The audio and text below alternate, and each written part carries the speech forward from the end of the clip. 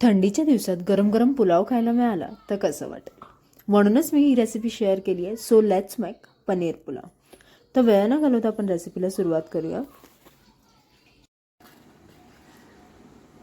सगळ्यात आधी मी इकडे पनीर मॅरिनेट करून घेतली आहे. त्याच्यासाठी घेतलं आहे मी 2 चमचे दही, आलं लसणाची पेस्ट, मिरची, मीठ, हळद, धनाजिरा पावडर आणि पनीरचे पीसेस. मिक्स करून घ्या. आता कढईत टाका थोडंसं तूप आणि थोडंसं तेल.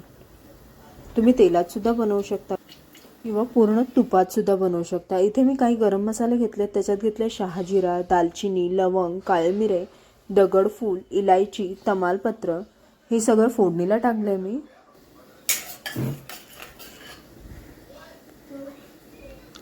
आता याच्यात टाकलेत लांब लांब चिरून कांदे. 2 कांदे घेतलेत मी इथे लांब चिरून.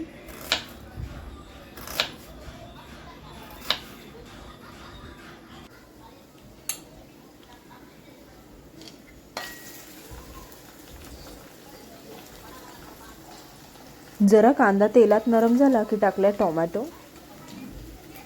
मग टाकले बटाटे, मटर, तुम्ही गाजरही टाकू शकता. फिरवून घ्या. सगळ्या भाज्या थोड्याशा नरम होऊ द्या.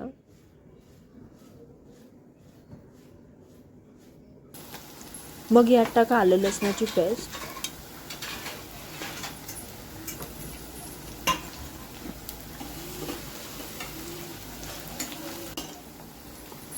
मग टाका मॅरिनेट केलेले पनीर.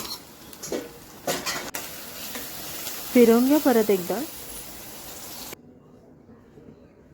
आता आपण टाकूया काही पावडर मसाले. त्याच्यात टाकले लाल मिरची पावडर,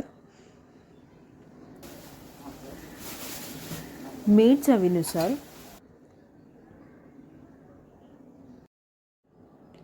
धनाजिरा पावडर,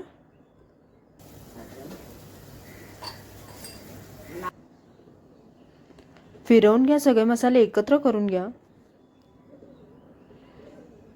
आता ॲड करा पाणी. तुमच्या तांदूळच्या अकॉर्डिंग पाणी ॲड करा. मग मी टाकलेत तांदूळ.